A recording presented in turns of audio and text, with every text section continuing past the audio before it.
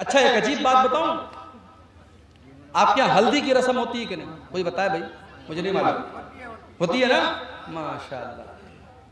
ہلدی کی رسم میں کیا ہوتا ہے؟ ہلدی لگائی جاتی ہے۔ اب تو باقاعدہ بڑے بڑے فنکشن ہوتے ہیں شادی کے 1-2 دن پہلے ہلدی کے نام سے۔ اس میں بہت سارے گھر کی عورتیں جو ہوتی ہیں وہ ہلدی کے رنگ کا کپڑا پہنتی ہیں، پیلے رنگ کا کپڑا پہنتی ہیں، اور کھانا پینا ہوتا ہے، پورا فنکشن ہوتا ہے، اس کو کہتے ہیں ہلدی کی رسم۔ اور یہ رسم کون منا رہا ہے؟ مسلمان منا رہا ہے۔ اور مسلمان میں بھی کون سا مسلمان؟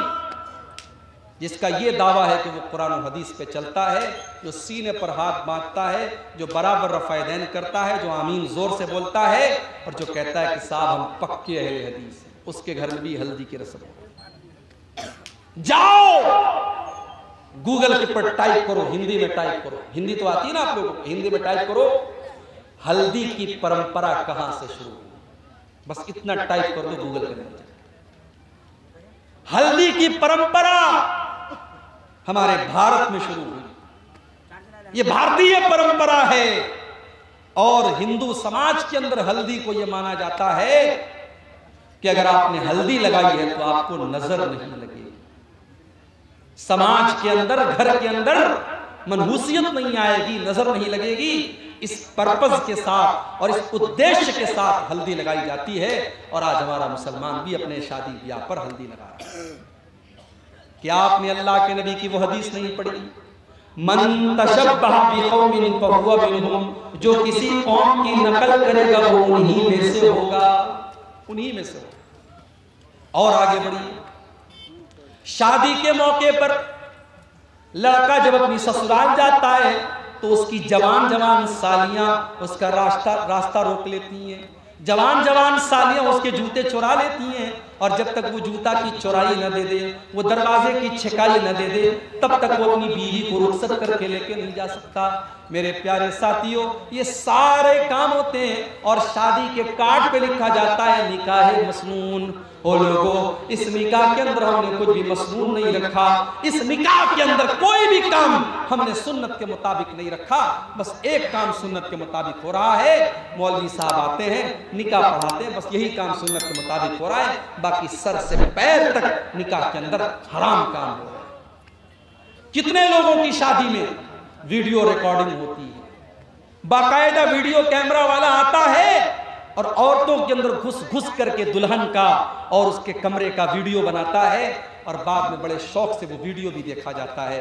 میرے پیارے ساتھیوں، یا ایھا الذین آمنوا ادخلوا فی السلم کافہ، اے ایمان والو تم اسلام کے اندر پورے کے پورے داخل ہو جاؤ۔ اگر آپ پورے کے پورے مسلمان ہیں تو آپ شادی بیاہ میں بھی مسلمان بنیے، صرف نماز میں مسلمان بننے سے کام نہیں چلے گا، شادی بیاہ میں بھی آپ کو مسلمان بننا۔ اور یہ جہیز، اس جہیز نے تو آج جینا حرام کر دیا ہے سماج میں۔ آج کتنے غریب باپ کی بیٹیاں اپنی جوانی کو پار کر رہی ہیں، 30 اور 35 سال کی ہو گئی ہیں، اور کوئی وہ خوبصورت بھی ہیں، دیندار بھی ہیں، پڑھی لکھی بھی ہیں، مگر کوئی ان کا ہاتھ تھامنے کو تیار نہیں ہے، کیونکہ ان کا باپ اپنے ہونے والے داماد کو بائک نہیں دے سکتا، 2 لاکھ روپے کیش نہیں دے سکتا، اور جہیز نہیں دے سکتا۔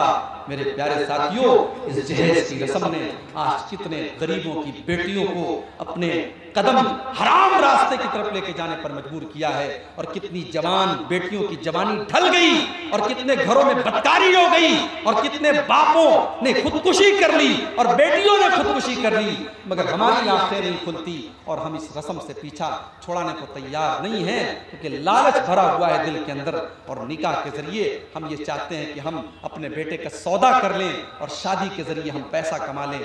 لڑکا جتنا کوالیفائیڈ ہے، اور لڑکے کے پاس اگر گورنمنٹ جاب ہے، سرکاری نوکری ہے، تو اتنے زیادہ جہیز کی ڈیمانڈ کی جا رہی ہے۔ میرے پیارے ساتھیوں، ہم نے اپنی ان حرکتوں سے بیٹی کو بوجھ بنا دیا، بیٹی بوجھ بن گئی ہے۔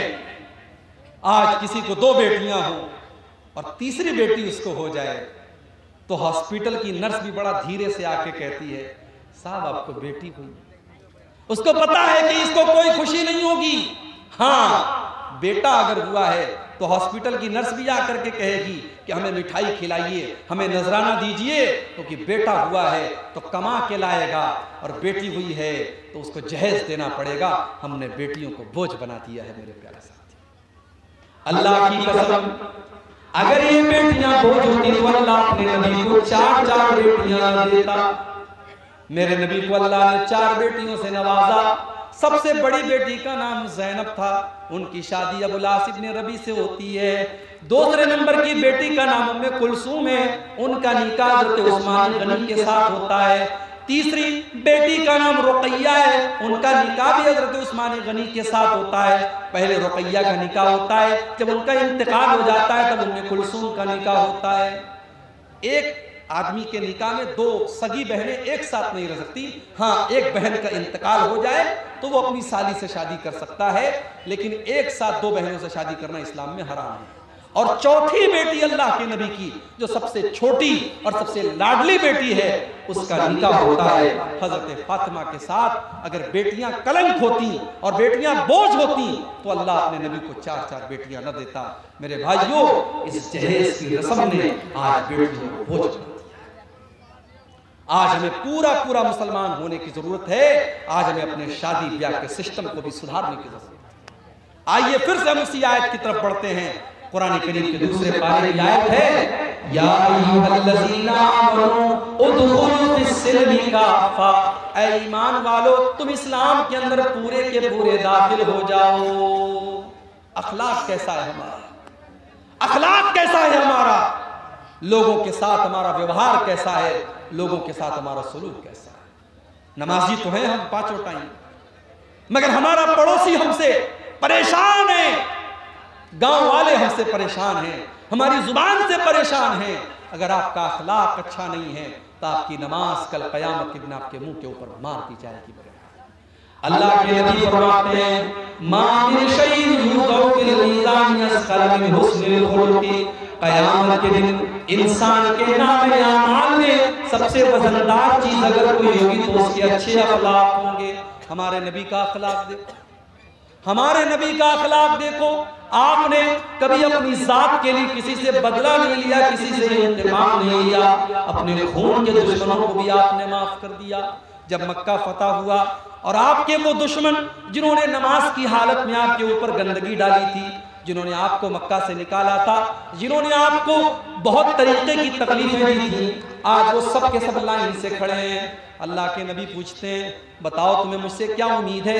سب کے سب سر جھکا کر کے کہتے ہیں، اے محمد آپ تو شریف باپ کے شریف بیٹے ہیں، آپ سے اچھی امید ہے۔ اللہ کے نبی فرماتے ہیں، جاؤ میں تم سے وہی بات کہتا ہوں جو یوسف علیہ السلام نے اپنے بھائیوں سے کہی تھی، لا تثریب علیکم اليوم، جاؤ محمد الرسول اللہ کسی سے بدلہ نہیں لیں گے، اذهبوا انتم الطلقاء، جاؤ تم سب کے سب آزاد ہو۔ یہ اخلاق اپنے اندر پیدا کرو میرے بھائی۔ آج ہمارے ملک کے حالات بھی بدل رہے ہیں، نفرت کی ہوائیں بڑی تیزی سے چل رہی ہیں۔ آپ کے بہار کی سرزمین پر ابھی حالات اچھے ہیں، بہتر ہیں، مگر دوسرے علاقوں کے حالات بہت زیادہ برے ہو رہے ہیں۔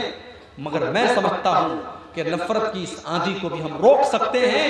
ہمارا فارمولہ وہی ہے جو ہمارے نبی کا فارمولہ تھا، اور وہ فارمولہ کیا تھا؟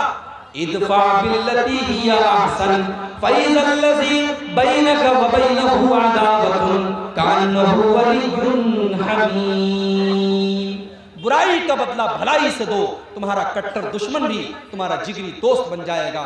میرے نبی کا حال یہ تھا کہ ظالم سے لیا ظلم کا بدلہ نہ کسی وقت، ظالم سے لیا ظلم کا بدلہ نہ کسی وقت، مارا بھی تو اخلاق کی تلوار سے مارا۔ میرے نبی نے اپنے دشمنوں سے بھی بدلہ نہیں لیا، میرے نبی نے اپنے خون کے دشمنوں کو بھی معاف کر دیا۔ اپنے اخلاق کو بہتر بناؤ میرے پیارے ساتھیوں۔ اور جب بات اخلاق کی آئی ہے تو سب سے پہلے آپ کے اخلاق آپ کی بیوی کے ساتھ کیسے ہیں، آپ کے پریوار کے ساتھ کیسے ہیں، آپ کے بچوں کے ساتھ کیسے ہیں۔ آج تو حالات یہ ہیں کہ آدمی جب صبح سویا رہتا ہے تو بچہ اسکول جاتا ہے، اور جب رات کو گھر آتا ہے تو بچہ سو چکا ہوتا ہے۔ آج ماں باپ کے پاس اپنے بچوں کے لیے ٹائم نہیں ہے، ماں الگ موبائل میں لگی ہے، باپ الگ موبائل میں لگا ہے، اور بچے الگ موبائل میں لگے ہیں۔ اپنے بچوں کی تربیت کے لیے ٹائم نکالو میرے بھائی۔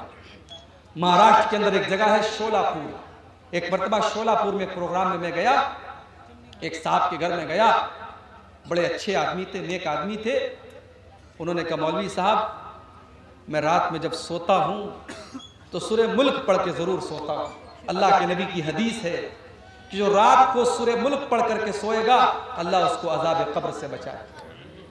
انہوں نے کہا مولوی صاحب میں سورہ ملک پڑھ کر کے سوتا ہوں، اور جب میں سورہ ملک پڑھتا ہوں تو میرا 4 سال کا پوتا جو میرے بغل میں سوتا ہے وہ اپنے دادا کے منہ سے سورہ ملک سنتا ہے، اور میرا پوتا سورہ ملک سن کر کے پوری سورہ ملک یاد کر چکا ہے۔ اور 4 سال کے ان کے پوتے سے جب میں نے پوچھا تو اس نے پھر پر پوری سورہ ملک پڑھ کے اس نے مجھ کو سنا دی۔ سورہ ملک اچھی خاصی لمبی سورت ہے، 2-2.5 صفحے کی سورت ہے، اور بڑے بڑے لوگوں کو یاد نہیں ہوتی، 4 سال کے بچے کو یاد ہے۔ کیوں؟ کیونکہ اس نے اپنے دادا کو پڑھتے ہوئے دیکھا ہے۔